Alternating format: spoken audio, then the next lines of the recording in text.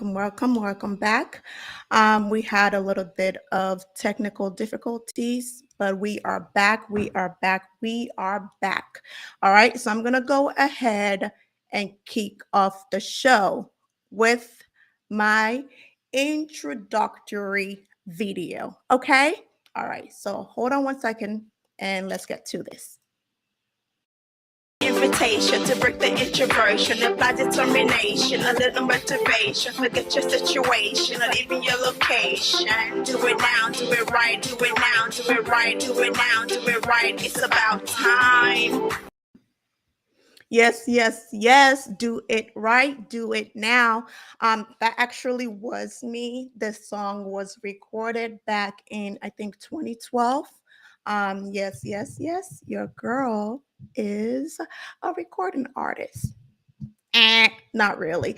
But hello, everyone, and welcome to the Daivee Chantel show.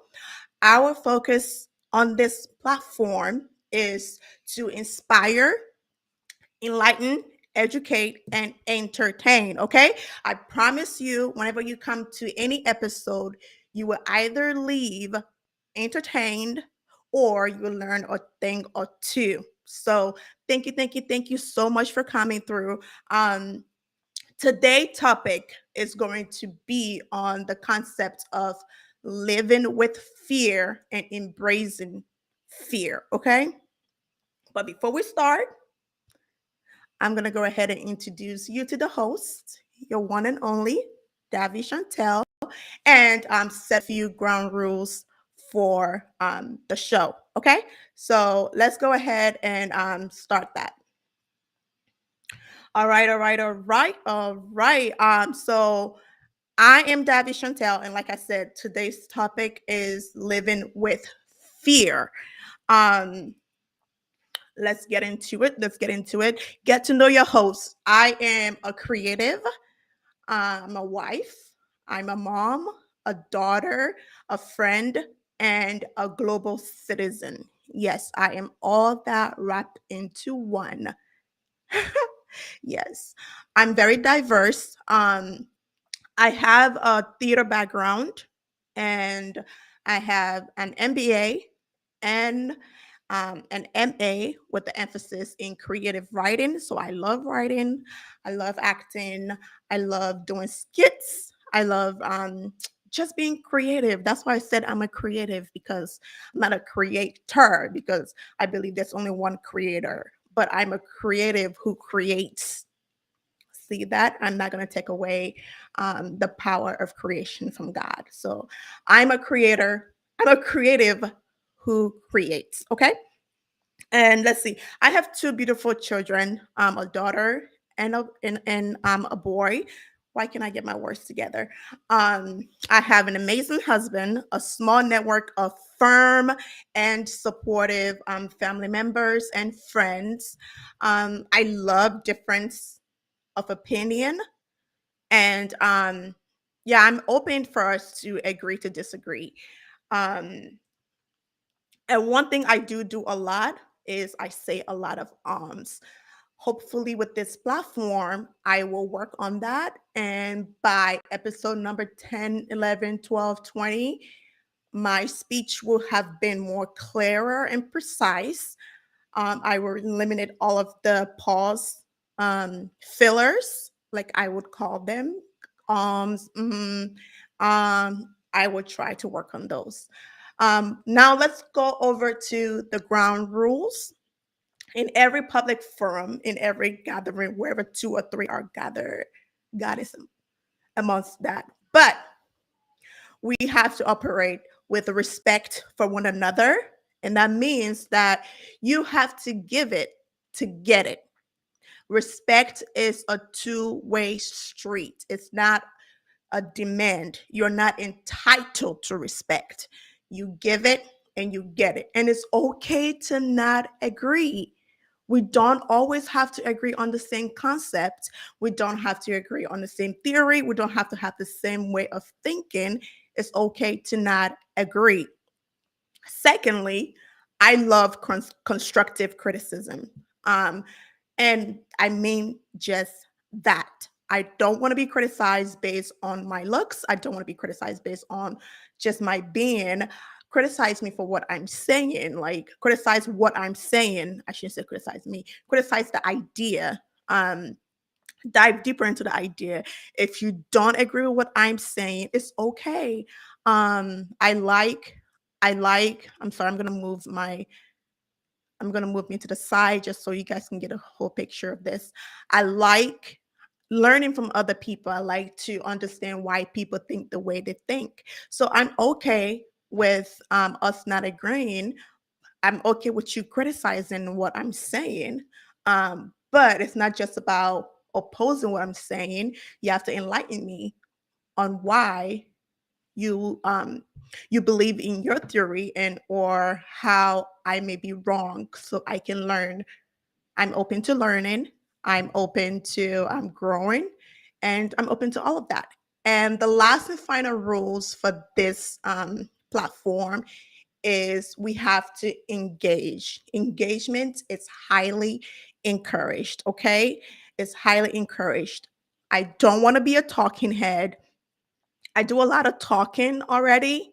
So I don't want to be a talking head. It's okay if a lot of people aren't able to like tune in live to watch the show because of the timing, but these shows will be posted on the platform, on Facebook, on YouTube, and if I get the time on Instagram, but I have to reformat. But I'm highly open to engagement.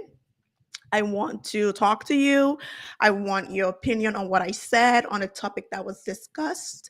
And yeah, let's make this interactive and fun. Okay. Yeah. So that's the simple rule. Be respectful. I welcome constructive criticism and I need you to be highly engaged. And that will include commenting, sharing, liking, and most importantly, I don't want the interaction to just be with me, but when other people are commenting under the video, I would like for you to be respectful towards them, engage in conversations outside of me, and also participate. Yeah. So with that being said, let's move on to the first segment of the show. We call this in case you missed it. I need to get an audio for that. I'm going to get there one day, but I'll have an audio for that. This segment is called In Case You Missed It. This is where we cover all of the events that either happen or are happening this week. This show is weekly, so we will be able to cover events that happen Sunday through Friday on Saturdays because this show is going to be Saturday, 6 p.m. Central Time. Okay. I'm in Texas, so that's the time I'm going with. But now let's move over to all of the things that I wanted to share in the news for for this week. And this is again, this segment is called In Case You Missed It. All right, item number one. If you are in America, you know for sure we have Hurricane Ian going on right now in parts of North Carolina, South Carolina, and Florida. So like the Carolinas and Florida. And must I say, when I was trying to move this way, one of the things that I told myself was that as much as Florida is beautiful, um, I could not do it because I can't swim for sure. I can't swim for one, and I can't do the hurricane. So I know it's beautiful weather, it's beautiful houses, beautiful people, but I don't think I can do the hurricane. So right now, in America, in Florida, Hurricane Ian is currently just rummaging through a lot of stuff. Like you see here, it leaves dozens dead. Excuse me. And one of the things that I found when I was looking up Hurricane Ian was this right here. McLaren owner who boasted about $1 million supply car watches it float off. Now, I'll show you pictures of the car. So this was the car. He uses this car for supplies, to go and get supplies. Okay. Um, and hurricane hits. I think he's in Florida as well. But yeah, Hurricane Ian hits, and Hurricane Ian was like, Ernie, um, so you be boasting about this car? Okay, now watch me not only like sweep away your supply, but sweep away this beautiful, like look at this artwork. Like just look at this artwork, guys. This is amazing. Like, I mean, I would fork $1 million to go and buy it, even if I had it. I mean, if you gifted it to me, I'll take it, you know. But I wouldn't be spending $1 million for that car, no matter how beautiful it is. I wouldn't spend $1 million for any car. I know what I can do with $1 million, even if I had excess. But yeah, to each his own. But this is the car in Hurricane Ian. Now, I wasn't smiling because I'm happy for the devastation, because I love this car. And I'm sorry to the owner of it. But this is the car.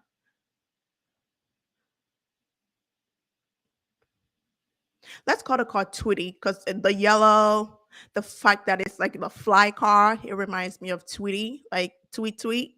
Um, Back in the day, I'm not sure if you would get the reference, but it's a TV show. It's a little cartoon, little birdie. But yeah, look at this amazing car just floating in the water. This is like $1 million drowning. So I'm not sure about the financial stability of this person, but I don't know if he's drowned in debt, pun intended, because the car is drowning. Anyways, this is another picture of that car in the wreckage. Like that back there, it's really sad. But this is it. Ended up the tag of the picture. It ended up on the toilet. On the toilet, literally. When they said that's like money down the drain, yeah, it was trying to get down that drain for sure. So yeah, and this is another like really nice. I'm not sure if this is a Rolls Royce, or I don't know. But yeah, so that's the topic. I was just sharing that one because it's just interesting, like how quickly his prized possession vanished. And yeah, so that's Hurricane Ian. Now moving on to another news on here. This week there's been a lot of protests going on around the world, but I will be focusing on the one currently happening to the women of Iran. Now, I'm not sure if it's Iran or Iran. So correct me in the comment section how you pronounce it. But a lot of the women are protesting and cutting their hair. Um, and this is in response to this beautiful, look at her. Like she's an art. Like she's an art. Look at that picture. Um, so this beautiful girl that was killed while in police custody, and because she was actually killed because of um indecent wear by showing her hair. So a lot of women are like, F it. Like we're just gonna go ahead and not only protest her life, but we're also gonna go ahead and say F you. If our hair is growing out of our scalp, we can do with it whatever the hell we want to. And we feel like it. So they are literally cutting off their hair in protest for this beautiful, beautiful. I think she was like 20 something years old. Um, still vibrant. 22, guys. She was 22 years old. So kudos to the women that are protesting for her. And I hope the family gets justice. Again, luckily for a lot of people, we live in a country where um, no matter how long it takes, sometimes you get justice. And even if you don't get justice for your immediate family, some change is implemented. Unfortunately, I'm not sure how this event is going to turn out, but yeah, I just want to share with you guys on in case you missed it. The last one, the last item here on in case you missed it is my favorite person of all time, my favorite comedian of all time. Look at that beauty. I feel like I've called a car beauty. I've called the lady beauty, and I'm calling Trevor Noah a beauty. But then he is like, look at him. But he is finally, I should not say finally. I shouldn't say finally. I wasn't waiting for him to leave, but he is leaving the Today Show after 7 years. I mean, the Daily Show after 7 years of hosting the show. And I remember when he came on, I think he took over the hosting from Jon Stewart. Yeah. And I love Jon Stewart. Yeah, he could come to the cookout. But yeah, Trevor Noah is leaving the Daily Show after 7 years of hosting that. And yep, guys. So that's all that I have for in case you missed it. Moving on to our next segment. Let me go ahead and pull that up here. Moving on to our next segment. The next segment is going to be about the topic of today. And like I said earlier, the topic of today is living with fear. Yeah, you heard that. Living with fear. Now you might say, Daivee, why are you telling people to live with fear when everyone else is telling people to overcome their fear, and grow and go out there and be fearless and just do the impossible? Well, there's a reason. In everything, there's a balance, right? So we're gonna go ahead and look at the reason why I'm telling you to live with fear. But first, we have to define what fear is because fear is different for everybody, right? So there are two definitions that I'm showing here. I'm gonna go ahead and make the screen bigger. So the two definitions, I'm going to go ahead and go over the first one that says that fear is an unpleasant emotion caused by the belief, not the evidence, the belief that someone or something is dangerous and likely to cause pain or a threat. Let's just go over that one more time. It says fear is an unpleasant emotion caused by the belief that someone or something is dangerous, likely to cause pain or threat. Now, there's another definition that I have here on the bottom, and I love that one because it says that fear is false evidence appearing real. Now, if you notice when I read the first definition, I highlighted that it is caused by the belief and not the evidence, the belief. And now in the second definition on the bottom here, we see that I define fear, and it's not me. Let me not say I define fear, but I have here that fear is false evidence appearing real. Okay. Um, let's move on to the understanding fear. Understanding fear. Okay. I'm trying to move my controller out of here so I can be able to see.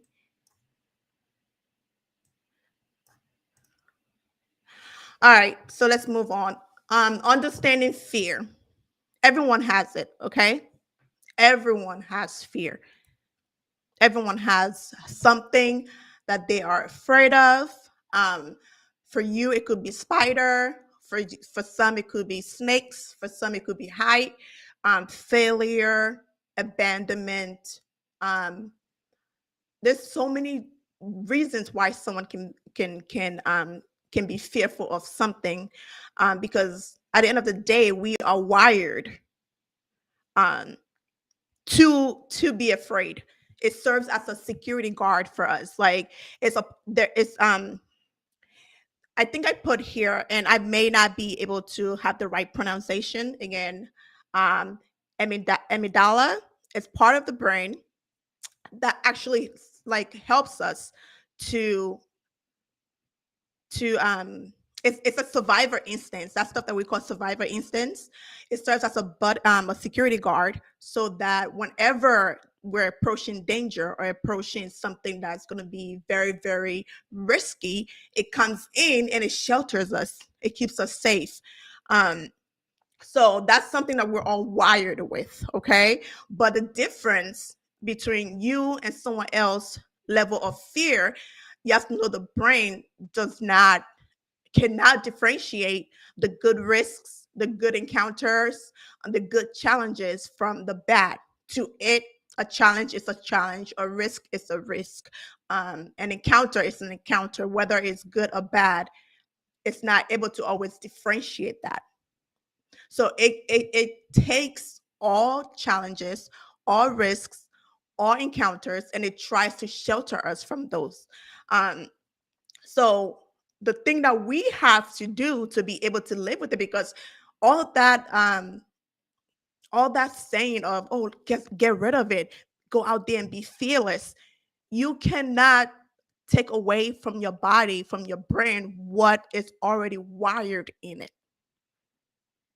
If you are wired a certain way, you cannot unwire yourself. Now you can learn tips and tricks and techniques to live with that condition, because it is a condition. Um, it's just that we are born with that condition, because again, like I said, it serves as a security guard for our body, for our mind, to help keep us safe and like to help us to survive. But if we are conditioned in that way, the best thing we can do is try to understand tips and techniques that we can employ to be able to live with it. You cannot get rid of fear. The only thing you can do is lessen is like the impact on your life, but you cannot get rid of fear. It's like going up and jumping out of the plane. Maybe the first time you'll be very, very afraid. Your brain sees that as a major risk. It sees that as something that can be like fatal. So it's going to come in and kick in all of the adrenaline, all of the fear. It's going to send it your way because it's trying to get you to stop, to protect yourself, to keep your body alive. Nonetheless, if you ignore those fear, if you go through with whatever it is that you're trying to do, eventually the more you do the same thing, the lesser the impact of that fear. The first time I jump out of an airplane, I'm gonna be screaming. I'm gonna be so afraid. But by my 10th, 15th, 20th time, I may not be as afraid as I was the first time. So you cannot live without fear. If you ask the greatest musicians or performers, they will tell you before they go on stage, they get the jitters. They're jittery, they're nervous, they're anxious. They can't get rid of that. But sometimes you need that anxiety, you need that anxiousness, because what you've learned how to harness that anxiousness. You've learned how to harness it and use it for yourself. All that extra adrenaline, you can use it to your own performance. You can maximize your performance by tapping into that energy. So the next thing is we have to understand what triggers fear. What is triggering fear in us? I have four elements here. Uncertainty. That is like one of the main reasons that we don't do a lot of stuff. We are uncertain of the outcome. How is it going to turn out? Is it going to be successful? Are people going to show up? That actually happened to me for this show. And the funny thing was, excuse me, I picked living with fear as number one because I had 101 reason to not do this show. But then I was like, that is the reasons why I should do it. Now I have 101 reasons why I should do it because there are 101 possible outcomes. So that's why I'm here today doing the show. Come rain or shine, come technology failure or not, I am here doing what I need to do. So let's get back to this. The four triggers: uncertainty, not knowing how it's going to turn out. Are we going to be successful? Are people going to like me? Am I going to do well? Um, it's what I'm saying. Is it contributing to society? Is if it's a business, am I going to make my money that I put into it? Am I going to it's whatever. I always see it like go to the grocery store. If you want to understand uncertainty, go to the grocery store. Walk down the toothpaste aisle. How many minty fresh toothpaste are there? Like so many. So many. Like you think Chris is gonna say, "Oh, I'm not gonna make toothpaste anymore because this person already has toothpaste." No, you're just gonna have to do it. So that's one of the triggers that get a lot of people that stop them dead in their tracks. Uncertainty. Now, second one is attention, and this could be positive or negative attention. Some people don't want to get criticized for what they're doing. So I'd rather not do it and get a negative attention because you know what? If I do it and I get the negative attention, it's going to impact me. It's going to like hurt my self esteem. It's going to damage me. I care about what people say, like what attention they are giving me. So it's when think of it like when you're at school and you're in the hall, like if you're in college, usually you're in a big hall and sometimes they'll ask a question and you probably know the answer, but you're not going to answer because you don't want the attention on you. So fear stops you from answering because it's like, oh, don't raise your hand, people are going to look at me. So let me just go ahead and act like I don't know. I don't want people to think I know it all. I don't want people to just look at me, and what if I do say it wrong? So that in itself is a trigger. The third trigger that we have is change. Oftentimes we're very comfortable with where we're at in life.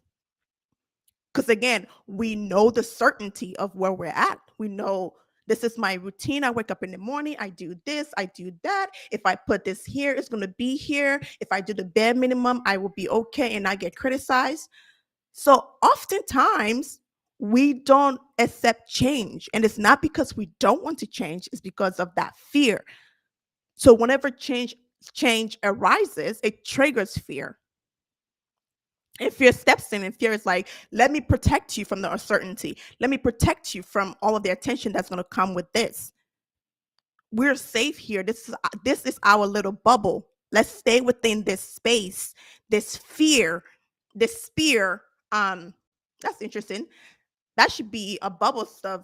That this is going to be my quote for today. If I don't have any stand up quote, it will be that fear limits your spear. Fear limits your spear. I will type that in when I get over on the other screen. But yes, going back to what I was trying to say, we kind of limit ourselves whenever there's change coming because we don't know the outcome and we're highly afraid of what's going to come. Another stuff that triggers fear is struggle. No one wants to struggle. Like we live in such a microwave community, a microwave environment that we just want everything at the snap of our hand. Like just snap your finger and give me what it is that I'm looking for. Sorry, guys. Snap your finger and I will get what it is that I'm looking for. You don't want to struggle. No one wants to put in the work. Everyone wants the result. So whenever someone gives you a guideline as to how to achieve something, the first thing you do, you start like estimating and assessing those guidelines and realizing, oh, I'm going to have to do this. I'm going to have to put in 40 hours a week on this. I'm going to have to miss the social gathering that I have just to invest more time in this. I'm going to have to do this. I'm going to have to do that. When we start trying to dissect it and see it, like the amount of struggle that's involved in it, that in itself keeps us from moving forward because we're already afraid before even trying. We already give up because we're just looking at the struggle and we're just counting this as I'm not doing that. I'm not doing that. And oftentimes that fear robs us. So again, four triggers, four triggers that brings up fear. Like it sees these triggers and it comes running and it shields us and it protects us and it's doing its job.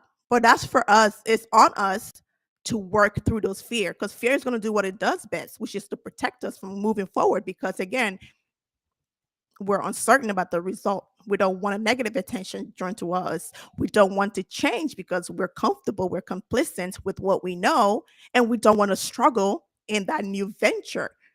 So oftentimes, fear comes in to protect, but you have to know when to say, enough is enough. I got this from here. So, wrapping this up, the next question I would ask is, should I live with it? And my answer is yes. All that be fearless motto, I don't believe in it. Like, I'm wired. It's wired within me. It's there to serve a purpose. Like, I have to embrace it. So, yes, live with it. Live with your fear. You have to. It's part of you. The difference is that you have to manage it. You have to be willing to do the work to manage your fear. So, how do you manage your fear? How do you do it? Well, one, you have to feel the fear. Feel it.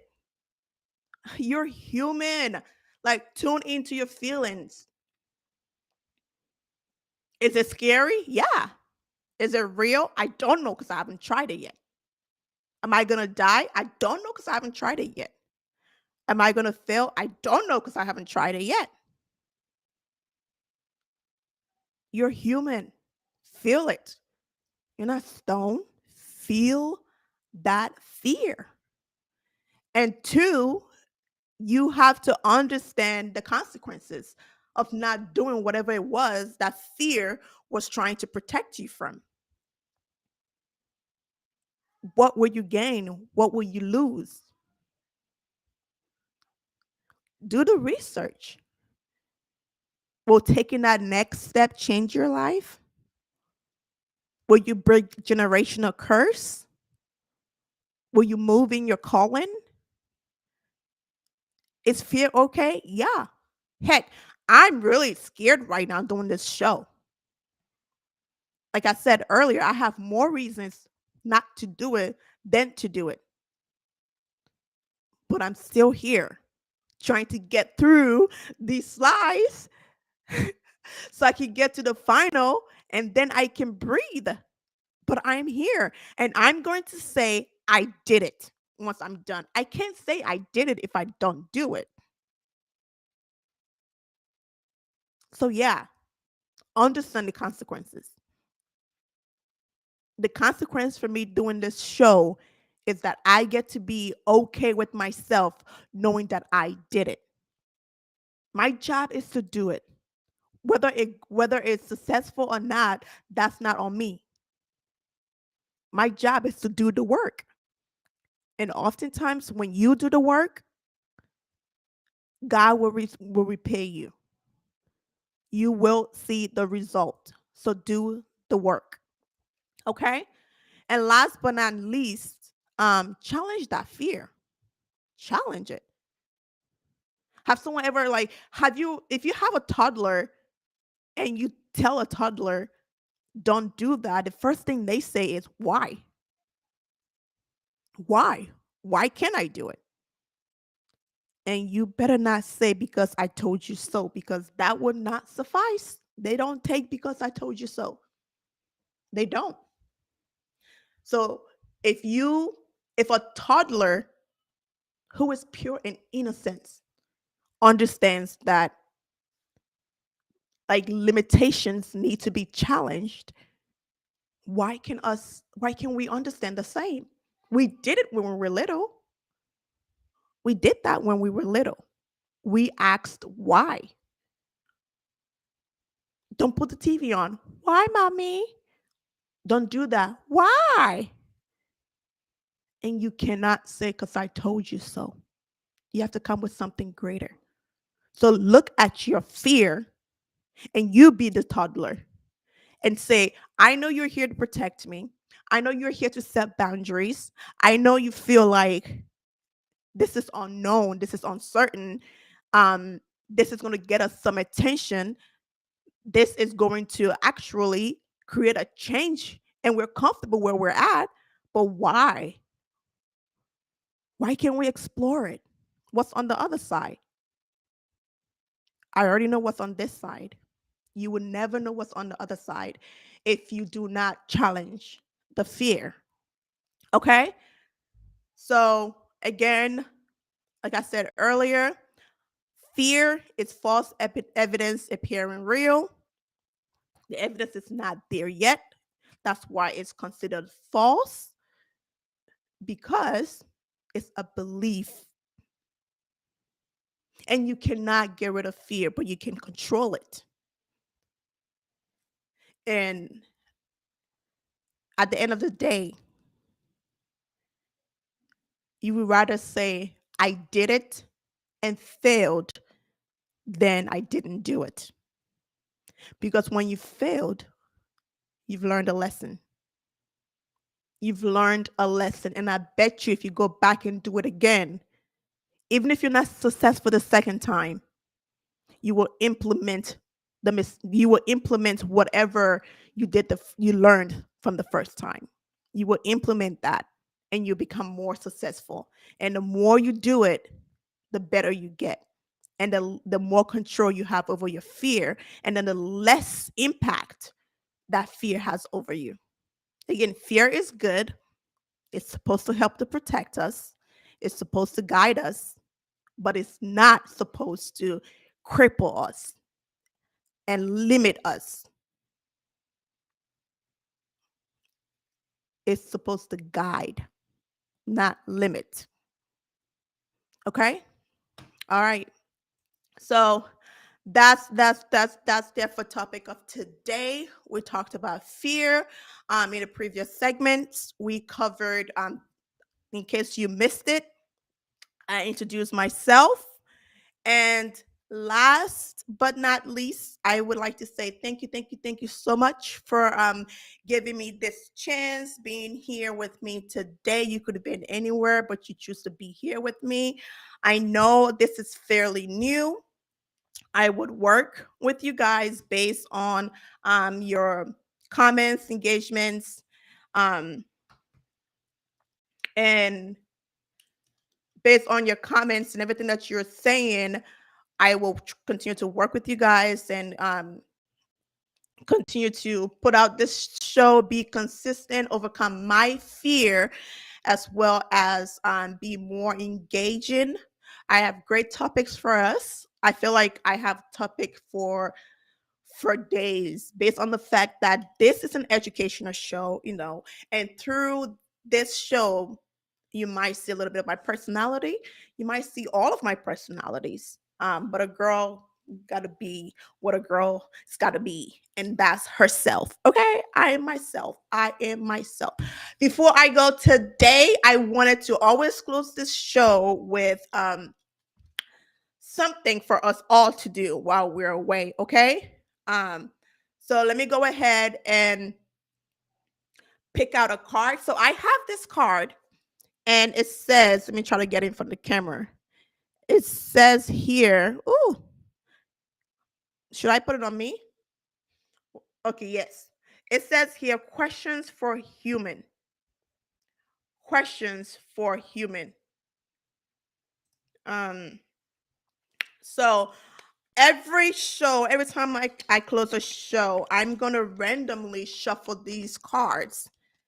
And whatever question it asks, I'm going to answer mine, and I would advise that you do the same. Put the answer in the comment section, and I'm not going to say what, but the start of the next episode, I will be rewarding someone. So your efforts won't be in vain. I will go ahead and reward you for taking part in this and being a part of the show. So let's go ahead and shuffle here. All right. Shuffle, shuffle, shuffle, shuffle, shuffle, shuffle, shuffle. All right. Are you guys ready? I'm going to keep shuffling. Ha ha, ha ha, ha ha. All right. All right. So I'm not cheating. The very first card on top is what I'm going to choose. And this is the card, and I'll read it and turn it around. Oh, Jesus. Okay. So this is a task for all of us. Okay. This says, what's one word or phrase that is way overused? So what's one word or phrase, it's hard to read backward, that is way overused? I will go ahead and type that in here, and make sure that you guys give me a second real quick so I can pin that. What's one word or phrase that is way overused?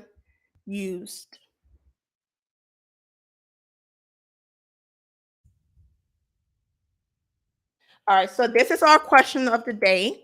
Make sure to respond to that. I'm gonna pin that there and leave it. Um, I need everyone to respond to that. Think of it thoroughly. So let me go ahead and try to answer mine. What's one word or phrase that is way overused? Interestingly enough, I think that's going to differ from person to person because everyone has um word that may be overused. But let me see. I'm trying to think what everyone says that's so annoying. If you think of it right now, put it in the comment section. Let me see. I would say,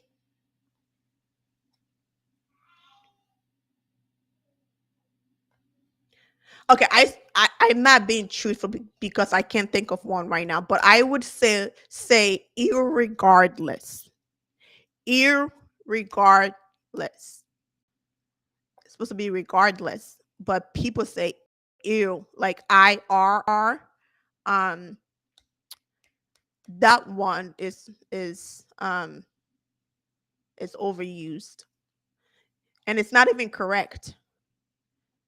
And oh, now that I'm thinking for myself, I would say utilize.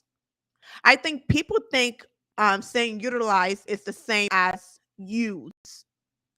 And I learned this a long time ago that utilize is not a substitute for use, because utilize means that you are using something to perform a function that it wasn't originally supposed that it wasn't originally designed to perform.